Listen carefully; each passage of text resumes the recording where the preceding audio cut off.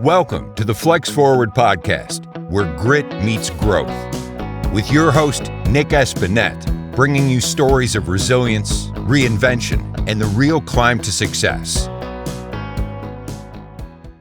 All right. Welcome, everyone, to the Flex Forward Podcast. I'm joined today with Justin Martinez, who I've been friends with for 8-9 years or more. We've traveled together some, but Justin's been very successful in the food service industry with a state fair and real estate and various other ventures. He's a great guy to know, so I feel blessed to have him on today. So, Justin, can you just tell the audience a little bit more about yourself and some of the things that you're involved in, and what you've been, what you've done in your life? Sure. Yeah, absolutely. Well, thanks for having me on, Nick. I appreciate it. And I'll keep it brief. I don't, I could spend an hour and a half on this, but it started back when the first year of college. And I think a lot of people that are watching this podcast always have that moment where a light bulb goes off, something in them wakens to want to do something beyond your typical 9-to-5 job. And that, for me, when my dad had me the book Rich Dad Poor Dad. And so from there, learning those 4 quadrants of being a business owner, investor, self-employed, employee, I knew then that I wanted to do something beyond being an employee. I never really was a good employee. And so that was back in 1999, 2000. So it's been a little while. And since Sure. then, quickly went through, let's take me through my 20s. My 20s, I focused on single family. Never really had a strong mentor. And so I kind of floated and did about 13 houses there, but nothing impactful. And then around that time, I joined my dad's family business, like you mentioned, the State Fair of Texas, where we have 4 food and beverage locations. We do corn dogs, funnel cakes. We have a really cool outdoor pavilion called Trio, craft beer and bites, where we have 30 beers on tap. And so from a child, I was always in that business, but never understood the impact of owning our business until like I mentioned, read Rich Dad Poor Dad. So I've been in that business ever since I got out of college in 2003. And with that, it's a 24-day event in Dallas, Texas, where 3 million people come. We're able to make enough income to sustain us, but then also be able to invest. And so, like I mentioned, I did some single family, kind of treaded water there. But back in 2013, I felt like I needed to level up to another place. And that's when I joined a multifamily mentoring program to learn how to get into multifamily, where, of course, all of it's all about economies of scale. Instead of owning 13 single family homes, why not do something where you're owning 100 plus, right? And allow that economies of scale to Sure. allow you to make more cash flow and hire the right people, management companies. And I've been deal sponsor in over 1,000 doors, and of course continue to invest today. Today where I sit today, I'm continuing to invest in multifamily as well as Bitcoin and some other areas like oil and gas. But my main focus is the State Fair of Texas. Unfortunately, my dad passed away last year, and I thought it was really important to sustain that legacy that he started out there back in 1978. And that's great. And I knew Justin's dad, Rudy, was a great guy. Hated to hear that he passed, but really neat individual. I feel blessed to have known him for a couple of years. Well, thank you. Yes, awesome guy. We'll hit on that. But talking about mentors, he was one of my first mentors, and helped me start this, or he started this business. And so it's in my blood. It's what I love. It's the legacy that I'd like to keep. And so generate the income there and continuing to invest in really assets that are going to continue to appreciate, with people that are really important, people that are managing those assets extremely well. And then, of course, I have a wife of 11 plus years, a daughter that's 10 years old. And the ultimate goal for us is to travel across the world, and then come back, do the state fair, continue to invest, and just live. That's one of my ultimate goals, is just to live this world as much as we can while we're on this planet. That's awesome. So I'm going to bring something up. You touched on a little bit, but Justin and his wife and daughter lived in a van most months, Yes. or several months of the year for maybe 3-4 years. to, I believe you guys went to every state in 50 the states. didn't take the van to Hawaii though, did you? Did you take it to Alaska? No, we didn't take it to Hawaii, but we did take it to Alaska. Okay. And so, yeah, so one fortunate thing about our business plus multifamily real estate and the passive income that produced is it allowed us to sell our home, buy a Sprinter van, and basically live in that Sprinter van and travel around the country, hit all 50 states. It took us 4.5 years. We ended in Alaska late last year, which was extraordinary. One of the most eye-opening, uh, transformational experience for us to be able to run my businesses in the middle of nowhere with a Starlink and That's run so calls awesome. and do that with flip-flops on and a lawn chair and just living life, man. It was one of the most extraordinary 4.5 years that we've ever had. And so now we're trying to step up and take that same concept, which is our overall goal, is to expand beyond the United States and start spending some time in some of the other parts of the world that are just absolutely beautiful and have great cultures and people. So we're looking forward to doing that. That's awesome. Well, and I think maybe I heard it from you or someone else that you guys are expanding at the state fair. Is that Yes, true? So yes. When I got out of college, my dad had 3 locations, and they're typical concession stands. And again, corn dogs being and an sodas, kind of. yeah, real simple beer, corn dog sodas.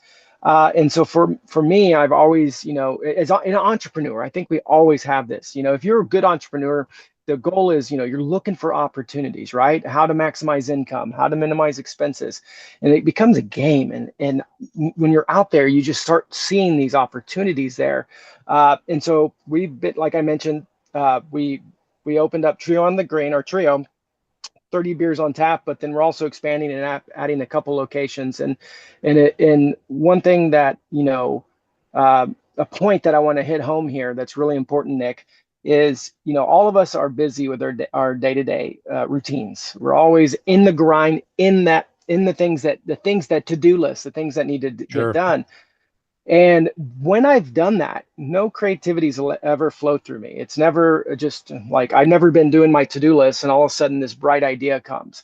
It always comes when you take a step back and allow yourself to decompress and just be in the space you are with your family, with nature, wherever that is for you, and just put that away for a minute.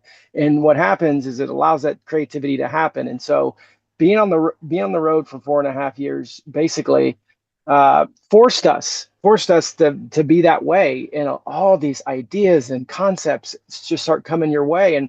And so now that we're not doing that full time, we're now building a home. It is that it's important to be intentional about that, and to be intentional about setting some time aside to be able to allow that creative expression and that creative flow to happen, because that's where ideas come from. That's where new life starts. And so it definitely have to be a little bit more intentional when you're hunkered down and you're running your business, but so important part of the process.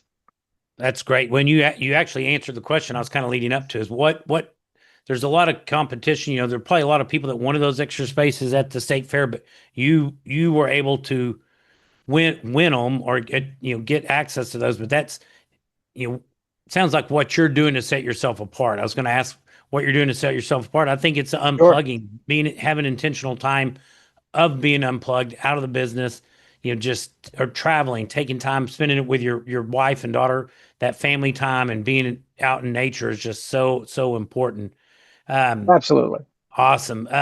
So Justin, if someone else is listening to the podcast and wants to get better at a certain thing, be it investing or running a business or traveling, do you have any Mhm. books or tips or any things like that you would recommend? Yeah.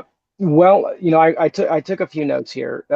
And one of the things that, this now that I started, my early 20s, and now I'm in my mid 40s, and what I've learned, and, if that's real estate, if that's running your own business, if that's working out and getting in shape, whatever that goal may be, there's a few things that, I look at that are extremely important. And one of the biggest ones that is overlooked and it puts everybody on the same playing field. If you just follow this rule, is eliminate all the distractions. There's so many distractions out there, right? It could be an additional business opportunity. It could be some, coworker bothering you. It could be whatever it is. It could be that Netflix show that you can't wait to get back to, every evening. The more, and that's one thing again that van life taught us, is when you simplify your life and set some solid goals, and what those are, simplify and eliminate all the crazy distractions, because our minds can only focus on so many things at once. And if you're taking this focus and you're have 40 things that you're looking at, no matter if it's scrolling through Facebook and a social media app, or if it's binging a show, or if it's allowing your neighbor to come in and spend an hour with you, that it's, that is not productive. Eliminating all of that, where it allows you to focus on that goal that you're in your dreams, is so valuable. And then a big one is, I look at you at this way too, Nick, as a mentor. Nick is a mentor, used to having this podcast and giving information, guidance for the next person. You can't do it on your own. Being in my 20s, I was kind of doing single family. I watched some online classes and all that, but didn't have a real person that I could talk to that's been down that road. And very similar to yourself, Nick, in multifamily, right? I think that's a great mentor to be able to follow and listen to. And so I'm so happy that you started this podcast for those that are looking to get into real estate. And so having that mentor is so powerful. And the last one is just, you got to have a big enough dream to keep you motivated, because you and I both know that life can get in the way and things can get tough, right? And if the dream's not big enough and have a big enough why, it's going to be challenging for yourself to do it. And I can't think of any books off the top of my head, and I know you're the master at knowing some amazing books to read. So with those things that I mentioned in mind, name a few, Nick, that you would recommend. Rich Dad Poor Dad. I think if you haven't read that, and that's something to give to kids, oh yeah. One of my recent is The Road Less Stupid has been a good book, and that is from a fellow who has been in real estate a long time. He talked about his experience in the 80s going through real estate, and that was it was helpful, because it's some of the same, real estate's hit a little dip, and I think we're coming out of it. But seeing somebody that did this 30-ish years ago, 30, 40 years ago, that went through a very similar cycle in real estate, and just how he was able to focus, trim down things they did. So that was a great book. It was, I think, chapter 10. There was a chapter in that book that was just dedicated to his, well, I don't want to call it a bad experience in real estate, but his tough time through real estate that he grew from, because I think he definitely became a better asset manager, better investor, better, just all around better coming through the period. So I don't want to say it was a bad period. It was just a challenging period. Mm-hmm. And so looking at life like that, when you hit these bumps or rough roads or potholes, you can, you got a couple of different choices most times. You can hide, run away, never face it, or you can kind of take it head on and learn from it and grow. You may be, your feathers are ruffled and have a few bumps and bruises and scars, but you're going to be better, a better business owner, a husband, a father, whatever it is, by those experiences. Well, that's interesting you say that, because I get these little inbox just tidbits about life and things. And sometimes, as if any of your listeners have been in the real estate arena for at least 6 years, starting back in maybe 2018, they've been through the glorious times of this business. If you could fog a mirror up, you could be an asset manager and make money, right? And then, of course, it got a little more challenging, but that's where skill sets are shaped. That's where the grind, the toughness.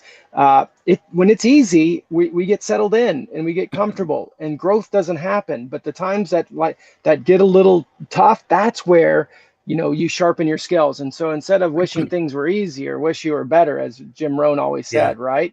And so it makes a lot of sense. I have that on my wall, but it's behind my frame, my sign here. That's one of my, Yes. and I use that with my kids some too when things are challenging. Like, let's think of a way that you're better at solving the problem rather than complaining about it. Yes. Good stuff. We're on the same Yep. page. Well, awesome, Justin. As we're wrapping up the interview, what are any exciting plans or things you have coming up in the next 6 to 12 months? I know you guys are building a house. Yes. That's probably Yeah, focusing. we're You said something about exploring some other parts of the world. right. So of course we're trying to find, now that we're no longer doing the van throughout the United States, we're building a home, having a like a home base where we can use for 2 or 3 months, and then we're off to the races and continuing to do our goal of traveling. We're expanding at the State Fair of Texas, and another thing is I'm constantly looking for opportunities to invest in a array of assets, right? And another thing, just to kind of put a bow on this, back to less distractions and more focused, is with those goals in mind. There's so much information out there. It's really important that you narrow it down to a few key sources of people that you can trust and get solid data from, macro, micro level, economic data, to understand where things are headed. If you really like hone in on what's happening in the world and where things are headed, it can give you clues on where the next great investments are. And so, instead of watching that Netflix show on a Wednesday night, maybe spend a little time on watching a podcast like Nick or someone to give you some guidance on, where things are headed and where they see happening. And eventually you start to form your own opinions on where to put your hard-earned money and your hard-earned time. Awesome. Great stuff. Justin, thank you for your time today and some of the great insights and tips. If people would like to connect with you, what would be the best way to get in touch with you? Sure. You can reach me by email at justin@skycastleproperties.net. That's real simple, Sky, then castleproperties.net. That's my real estate email. Feel free to reach me anytime. I'll be happy to have a conversation or answer any questions. And if you're at the State Fair of Texas this fall, stop by and see him at Trio. on Yeah, the Green. craft beer, but yeah, it's no longer Trio on the Green. It's just Trio. Trio. because They took the green away on the ground, no. so we can't call that anymore. We have to. So They Trio, yeah, it's right by the Coliseum. Come by and see me. Ask for me. I'll get you a beer. And it's not just corn dogs. They've got some great food there. They've won the best. State Fair has a fried food contest every year, and they've won twice. I think. Big Tech Choice Award. No, we've won 5 times. Five times. Wow, I'm selling you short. And this year we're in it again. I just can't say anything yet. Okay, I'll listen. I usually hear it on the radio, and then when I hear them start talking about it, I'll go Google and August 6th. August 6th. Oh, so that's real quick. Yeah. You're a couple of months away. You'll find out what my stuff is on August 6th, Awesome. when it's in the media. So awesome. Well, good luck. We hope you crush it. Thank I know you, Nick. you guys will be in the middle of it. Well, thanks again, and Thanks for listening to the Flex Forward podcast. If you've got grit, growth, and a great story, visit flexforwardpodcast.com/guest to apply and join us on the show.